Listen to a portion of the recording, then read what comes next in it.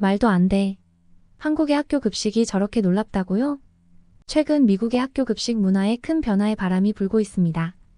이 중심에는 놀랍게도 한국의 예능 프로그램인 흑백 요리사가 있다고 하는데요.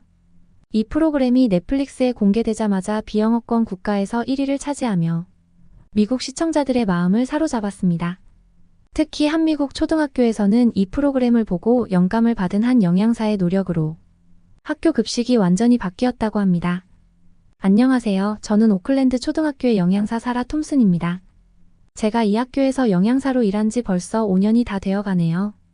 그동안 여러 가지 어려운 상황을 겪었지만 최근 몇 달간의 경험은 정말 잊을 수 없는 시간이었습니다. 모든 것은 약 6개월 전으로 거슬러 올라갑니다. 그때 우리 학교는 예산 삭감으로 큰 위기에 처해 있었습니다. 급식 질이 점점 떨어졌고 아이들은 급식을 외면하기 시작했죠. 매일같이 또 감자튀김이에요? 라는 아이들의 불만이 급식실을 가득 채웠습니다. 상황은 심각했고 아이들이 제대로 된 음식을 먹지 못한다는 생각에 영양사로서의 책임감이 크게 느껴졌습니다. 어느 날 교장 선생님께서 제 사무실로 오셨습니다. 아이들이 급식을 점점 먹지 않는다는 불만이 끊이지 않아서 고민이라고 하셨죠. 사실 저도 그 문제를 알고 있었지만 예산 문제로 인해 어쩔 수 없이 냉동식품과 인스턴트 음식을 제공할 수밖에 없었습니다. 교장 선생님께 솔직하게 상황을 설명드렸지만 마음이 편하지 않았습니다. 아이들에게 제대로 된 음식을 제공하지 못하고 있다는 것이 저를 괴롭혔죠. 그날 밤 집에 돌아온 저는 소파에 앉아 TV를 켰습니다. 그리고 우연히 한국 예능 프로그램인 흑백 요리사라는 프로그램을 보게 되었습니다. 처음에는 그저 평범한 요리 프로그램이라고 생각했지만 화면 속에 등장한 학교 급식의 대가라는 분이 만든 음식을 보고 저는 깜짝 놀랐습니다. 세상에 학교 급식을 저렇게 다양하고 건강하게 제공할 수 있다니. 신선한 채소와 고기, 국, 그리고 다양한 반찬들이 아이들의 건강을 생각한 메뉴였다는 사실에 정말 감동을 받았습니다. 그 순간 제 머릿속에 불현듯 한 생각이 떠올랐습니다. 그래, 이거야. 우리 학교에도 이런 급식을 도입해보자. 가슴이 두근거리기 시작했습니다. 더 이상 평범한 냉동식품과 인스턴트 음식에 의존하는 것이 아니라 우리 아이들에게 건강하고 맛있는 급식을 제공할 방법을 찾아야 한다는 결심이 서기 시작했죠. 그날 밤 저는 한숨도 자지 못했습니다. 머릿속에는 온통 한국 급식 생각뿐이었죠. 어떻게 우리 학교에서도 저런 멋진 급식을 제공할 수 있을까? 어떤 재료를 사용해야 할까? 예산은 어떻게 해결할 수 있을까? 질문이 꼬리에 꼬리를 물고 이어졌습니다. 결국 저는 노트북을 꺼내들고 한국의 학교 급식 시스템에 대해 철저하게 조사하기 시작했습니다. 처음에는 단순한 호기심이었지만 점점 더 깊이 빠져들게 되었죠. 조사 결과는 정말 놀라웠습니다. 한국의 학교 급식은 세계적으로 인정받고 있는 시스템이었습니다. 영양의 균형, 위생, 다양성 등 모든 면에서 최고 수준이었고 정부와 학교, 학부모들이 긴밀하게 협력하여 구축한 시스템이라는 사실을 알게 되었습니다. 그 다음날 저는 학교로 가는 길이 전날과는 다르게 느껴졌습니다. 마치 새로운 사명감을 띤 탐험가가 된 기분이었죠. 교장실로 들어서자 교장 선생님께서 제 모습을 보고 놀라셨습니다. 밤새워 무언가를 연구한 티가 났나 봅니다. 저는 흥분된 목소리로 우리 학교 급식을 완전히 바꿀 수 있는 중요한 아이디어를 발견했어요. 라고 말했죠. 교장 선생님은 처음에는 고개를 갸웃거리며 또 무슨 엉뚱한 아이디어를 생각한 거니? 라는 표정을 지으셨지만 저의 진지한 태도를 보시고는 곧 미소를 지으셨습니다. 다행히 교장 선생님도 저의 열정을 이해해 주셨고 이야기를 나누기 위해 차 한 잔을 내오셨습니다. 저는 한국의 학교 급식 시스템에 대해 알게 된 모든 것들을 열심히 설명드렸습니다. 한국에서는 아이들이 급식을 정말 기대하며 학교에 오고 영양 균형이 잘 잡힌 식사를 통해 건강을 챙기고 있다는 이야기를 전했죠. 심지어 학교 급식이 학업 성취도에도 긍정적인 영향을 미친다는 연구 결과도 교장 선생님께 공유했습니다. 하지만 교장 선생님은 한 가지 큰 문제를 지적하셨습니다. 바로 예산이었습니다. 한국처럼 다양한 메뉴를 제공하려면 많은 비용이 들 텐데 이미 예산이 빠듯한 우리 학교에서 그것이 가능할지에 대한 걱정이셨죠. 저는 잠시 생각에 빠졌습니다. 맞아요. 현실적으로 우리가 할 수 있는 것은 제한적일 수밖에 없다는 사실을 부정할 수 없었습니다. 그러나 포기할 순 없었습니다. 작은 것부터 시작해보면 어떨까요? 저는 제안했습니다. 한 달 동안 시범 운영을 해보고 결과가 좋으면 그때 가서 본격적으로 추진해보자는 아이디어를 냈습니다. 교장 선생님은 잠시 고민하더니 한 달 동안의 시범 운영을 허락해 주셨습니다. 그 순간 저는 가슴이 벅차오르는 것을 느꼈습니다. 드디어 우리 아이들에게 더 나은 급식을 제공할 수 있는 기회가 생긴 것입니다. 시범 운영이 결정된 이후 저는 신속하게 계획을 세우기 시작했습니다. 한국의 대표적인 메뉴들 중에서 아이들이 가장 쉽게 받아들일 수 있을 것 같은 메뉴를 선택해야 했습니다. 동시에 주방 직원들을 설득하는 것도 큰 과제였죠. 그날 밤 저는 서점에 가서 한국 요리책을 사들고 인터넷에서도 한국 요리 관련 영상을 찾아보며 공부하기 시작했습니다.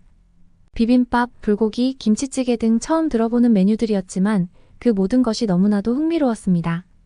다음날 주방으로 향하는 발걸음은 가벼웠지만 동시에 긴장되었습니다. 과연 주방 직원들이 제 계획을 받아들일 수 있을까요? 주방에 들어서자마자 마이크를 비롯한 동료들이 저를 의아한 눈으로 쳐다보았습니다. 손에 든 한국 요리책을 본 마이크가 이게 뭔가요? 우리가 이런 걸 할 수 있다고 생각하는 건가요? 라고 물었습니다.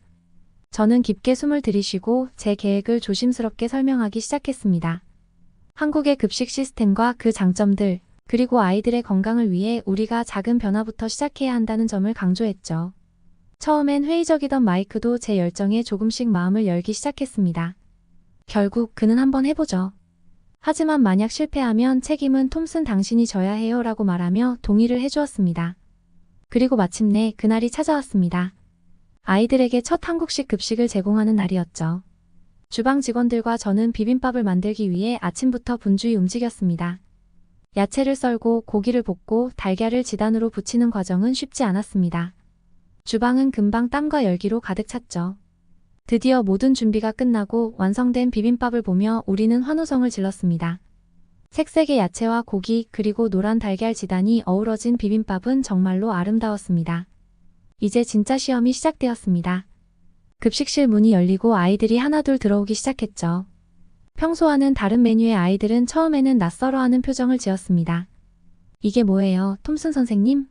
무지개 같아요. 한 아이가 반짝이는 눈으로 물었습니다. 저는 최대한 밝은 목소리로 오늘은 특별한 날이에요.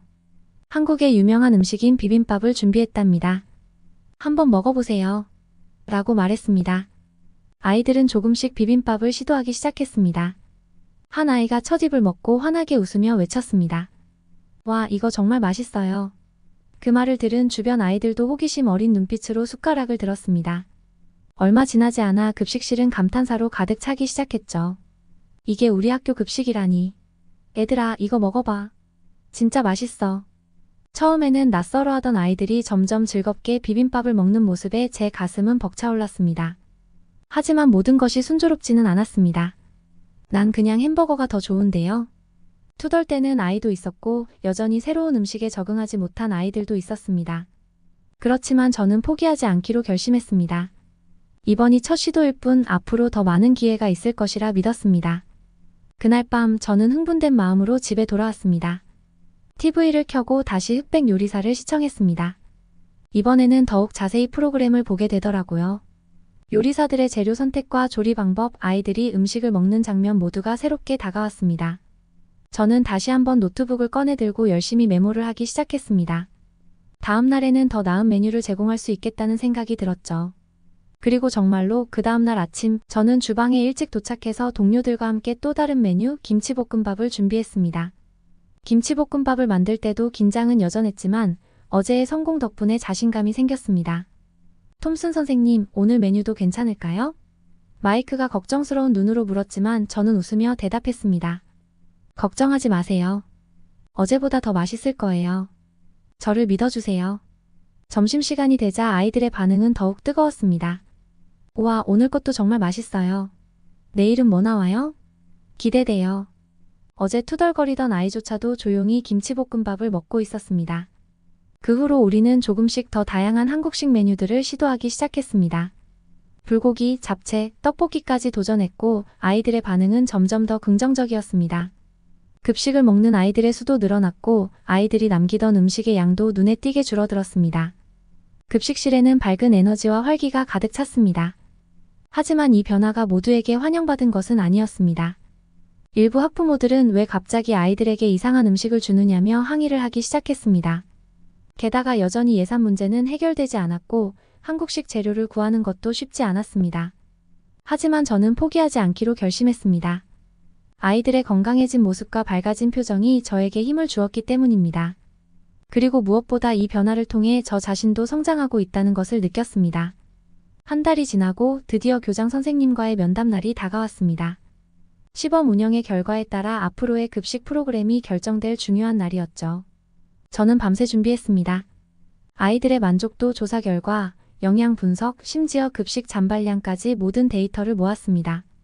면담실 문을 두드리는 제 손은 떨렸지만 마음 한편에는 자신감도 있었습니다.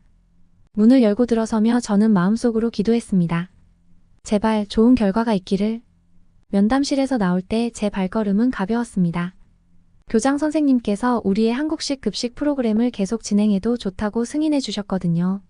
시범 운영이 성공적으로 끝난 후 저는 무한한 가능성을 본 듯했습니다. 이제 정말로 한국식 급식 프로그램을 본격적으로 추진할 수 있게 된 것이었죠. 하지만 그것은 동시에 더 큰 도전이 시작된다는 의미이기도 했습니다. 예산 문제는 여전히 남아 있었고 급식실 직원들이 새로운 메뉴에 적응하는 과정도 아직은 불완전했습니다.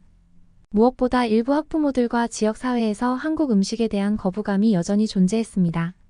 저는 이 모든 문제들을 어떻게 해결할 수 있을지에 대한 고민으로 잠을 이루지 못하는 날이 많았죠. 그러나 그럼에도 불구하고 포기할 수는 없었습니다. 이 변화가 아이들에게 그리고 학교에 얼마나 중요한 일인지를 알고 있었으니까요. 그런데 어느 날 뜻밖의 문제가 발생했습니다. 점심시간이 끝난 후 급식실을 정리하고 있는데 정장을 입은 낯선 남자가 저에게 다가왔습니다. 그는 자신을 프랭크 밀러라고 소개하며 엔드이지 푸즈라는 회사의 CEO라고 말했습니다. 처음 듣는 회사 이름이었지만 그는 우리 학교와 계약을 맺고 급식 재료를 공급하는 업체였습니다. 프랭크는 우리가 최근 한국식 급식 메뉴로 바뀌면서 그들의 냉동식품 주문량이 급격히 줄었다고 지적했습니다. 그러면서 그는 그들의 회사와의 계약을 위반한 것일 수 있으며 만약 계속 이런 방식으로 급식 메뉴를 변경한다면 법적 문제가 생길 수 있다고 경고했습니다. 저는 순간적으로 얼어붙었습니다. 아이들의 건강을 위해 더 나은 음식을 제공하려던 제 노력이 뜻하지 않게 기업과의 갈등으로 이어질 줄은 전혀 예상하지 못했기 때문이었죠. 그날 밤 저는 불안한 마음으로 잠에 들었습니다. 프랭크의 말이 머릿속을 떠나지 않았고 내일 무슨 일이 벌어질지 두려웠습니다. 그러나 동시에 흑백 요리사에서 봤던 한국 요리사들의 열정과 그들이 어려움을 이겨내는 모습이 떠올랐습니다. 그들은 실패를 두려워하지 않았고 최선을 다해 도전했죠. 저도 그들의 모습을 본받아 포기하지 않기로 결심했습니다. 이 도전이 쉽지 않을 것이라는 건 알고 있었지만 아이들의 건강과 행복을 위해 끝까지 싸우기로 마음먹었습니다. 다음 날 아침 저는 더욱 굳은 결심을 하고 학교로 향했습니다. 프랭크와 그의 회사가 어떤 방해를 하더라도 저는 우리의 한식 급식 프로그램을 멈추지 않을 것이었습니다. 그러나 프랭크는 이미 다른 움직임을 시작한 상태였습니다. 그는 학교 이사회에 접근해 우리의 급식 변화가 예산을 낭비하고 있다는 이야기를 퍼뜨렸고 일부 보수적인 학부모들에게도 접근해 왜 우리 아이들에게 이상한 외국 음식을 먹이느냐며 불만을 조장했습니다. 문제는 점점 더 복잡해졌습니다. 이제는 단순히 급식 메뉴를 변경하는 문제를 넘어 거대한 기업의 이익과 아이들의 건강 사이에서 선택해야 하는 상황에 놓인 것입니다. 이 싸움이 단순하지 않다는 것을 깨달은 저는 지역, 사회와 학부모들을 설득하는 것이 필수적이라고 생각했습니다. 그래서 먼저 학부모들과의 소통을 시작했습니다. 급식 시간에 직접 식당을 돌아다니며 아이들과 대화를 나누고 그들이 무엇을 좋아하고 무엇이 힘든지 경청했습니다. 그리고 이를 토대로 학부모 회의를 개최해 한식, 급식 프로그램의 장점과 아이들이 실제로 더 건강해지고 있다는 점을 강조했습니다. 일부 학부모들은 여전히 의심을 품었지만 많은 분들이 차츰 우리 프로그램의 필요성과 가치를 이해하기 시작했습니다. 그러나 가장 큰 전환점은 뜻밖의 곳에서 찾아왔습니다. 이전에 우리 학교에 다녀간 지역 방송국 제작진이 다시 연락을 해온 것이었습니다.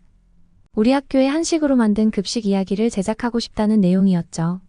처음에는 믿기지 않았습니다. 한식으로 메뉴를 변경한 것뿐인데 방송사에서 촬영할 정도인가? 그러나 이것이 우리에게 필요한 기회라는 직감이 들었습니다. 촬영이 시작되었고 우리의 이야기가 전국적으로 방영되었습니다. 그 결과는 놀라웠습니다. 방송이 나간 후 다른 학교들로부터 문의 전화가 쏟아졌습니다. 우리 학교도 한식 급식을 도입하고 싶습니다. 어떻게 시작하면 될까요? 라는 질문이 계속 이어졌습니다. 이뿐만 아니라 전국적으로 우리 학교의 한식, 급식 프로그램을 모범 사례로 삼고 싶다는 연락까지 받게 되었습니다. 상황은 완전히 바뀌었죠. 이제 프랭크와 그의 회사는 더 이상 우리를 위협할 수 없게 되었고, 오히려 그들이 우리에게 협조를 요청해 왔습니다. 건강한 냉동식품 라인을 개발하고 싶다며 파트너십을 제안한 것이었죠. 저는 그들의 제안에 조심스럽게 동의했지만 그 과정에서 우리 아이들의 건강이 최우선이 되어야 한다는 원칙을 지켰습니다.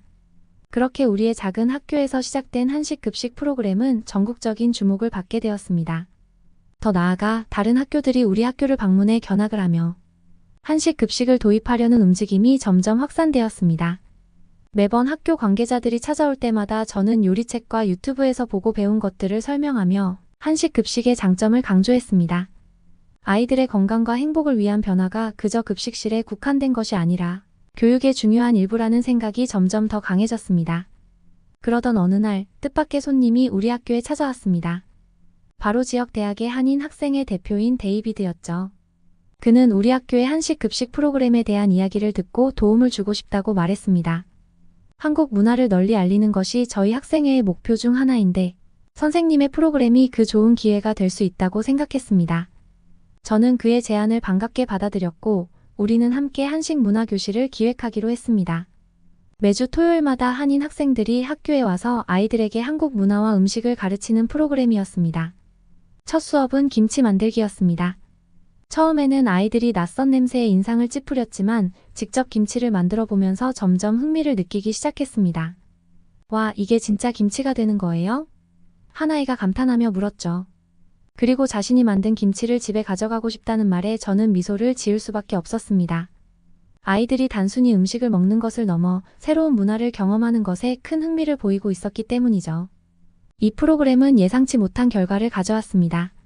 아이들이 집에 가서 한국 문화에 대해 이야기하자 부모님들까지도 관심을 가지게 된 것이었습니다. 톰슨 선생님, 우리 아이가 집에서도 김치를 만들고 싶어 해요. 저도 한번 배워보고 싶네요. 이러한 학부모들의 요청으로 우리는 주말마다 학부모와 함께하는 한식 교실을 열게 되었습니다. 부모님들이 모여 함께 김치찌개, 불고기 같은 한식 요리를 배우는 시간이었죠. 이 활동들은 우리 프로그램에 대한 지역사회의 지지를 크게 높여주었습니다. 이제 더 이상 한국 음식이 이상한 외국 음식이 아니라 우리 지역 사회의 새로운 문화로 받아들여지기 시작한 것입니다. 이 모든 변화는 데이비드와 같은 한인 학생들의 도움이 컸습니다. 그들은 자신들의 정체성을 새롭게 인식하면서 지역 사회에 기여하는 보람을 느꼈다고 말했습니다. 저는 그들의 도움 덕분에 단순히 급식을 제공하는 것이 아닌 문화교류의 장을 마련할 수 있었다는 사실에 큰 감동을 받았습니다. 그러나 물론 아직 갈 길이 멀었습니다. 여전히 모든 아이들이 한식을 좋아하는 것은 아니었고 일부 학부모들은 여전히 회의적인 시선을 보내고 있었습니다. 하지만 이런 도전들이 오히려 저를 더 강하게 만들었습니다. 저와 저희 팀은 아이들의 건강한 미래를 위해 끝까지 포기하지 않겠다는 의지를 다졌습니다. 한 달이 지나고 두 달이 지나면서 변화가 서서히 나타나기 시작했습니다. 급식을 먹는 아이들의 수가 눈에 띄게 늘었고 급식 잔발량은 크게 줄었습니다. 심지어 일부 학부모들은 우리 아이가 집에서도 한식을 먹고 싶어 해요 라며 감사의 인사를 전하기도 했습니다. 그렇게 우리의 한식 급식 혁명은 점점 더 큰 파장을 일으키며 지역 사회 전체로 퍼져나갔습니다. 우리의 한식 급식 혁명은 단순한 학교 급식의 변화에서 그치지 않았습니다. 이 작은 변화는 이제 지역 사회 전체로 확산되었고 그 영향력은 점점 더 커져갔습니다. 인근 학교들은 우리의 급식 프로그램을 견학하러 오는 일이 잦아졌고 한식 도입에 대한 문의가 끊이지 않았습니다. 처음에는 단순히 몇몇 학교에서만 관심을 보였던 것이 이제는 전국적으로 퍼져나가며 수많은 학교들이 우리의 사례를 따라 한식 급식을 도입하기 시작했습니다. 매번 다른 학교의 관계자들과 학부모들을 만날 때마다 저는 흑백 요리사에서 배운 것들을 떠올리며 한식 급식의 중요성과 장점을 설명하곤 했습니다. 아이들의 건강이 최우선입니다. 급식은 단순한 끼니가 아니라 교육의 연장선입니다. 이 말을 할 때마다 상대방의 눈빛이 변하는 걸 느꼈습니다. 그들도 변화를 느끼기 시작한 것이었죠. 하지만 변화는 여기서 끝나지 않았습니다. 한식 급식의 확산으로 인해 식자재 수급 문제가 발생하기 시작했습니다. 특히 김치, 고추장 같은 핵심 재료들이 부족해지기 시작한 것이었죠. 이를 해결하기 위해 우리는 지역 농가와 협력하는 프로그램을 시작했습니다.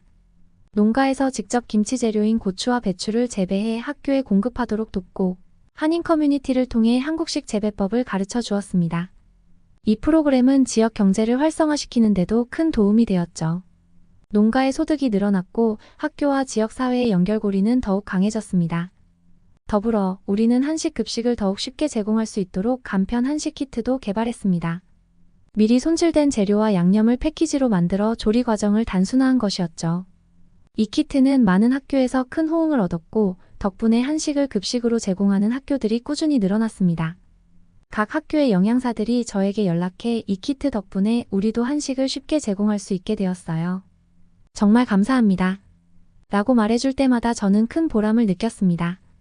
이 모든 변화의 시작점은 놀랍게도 흑백 요리사라는 한국 예능 프로그램이었습니다. 그 프로그램을 본 것이 이렇게까지 큰 변화를 이끌어낼 줄은 상상도 하지 못했죠. 프로그램 속에서 본 한국 요리사들의 열정과 헌신이 저에게 엄청난 영감을 주었고, 그것이 제가 우리 학교에 도입한 한식 급식 프로그램의 원동력이 되었습니다. 아이들이 건강해지고 급식 시간을 기다리며 즐거운 마음으로 음식을 먹는 모습을 보면서 저는 그 어느 때보다 행복했습니다. 그리고 이 변화는 저에게도 커다란 성장을 안겨주었습니다. 저는 단순히 영양사로서의 업무를 넘어 아이들의 건강을 책임지고 더 나아가 지역사회와의 협력관계를 구축하는 리더로서 성장할 수 있었습니다.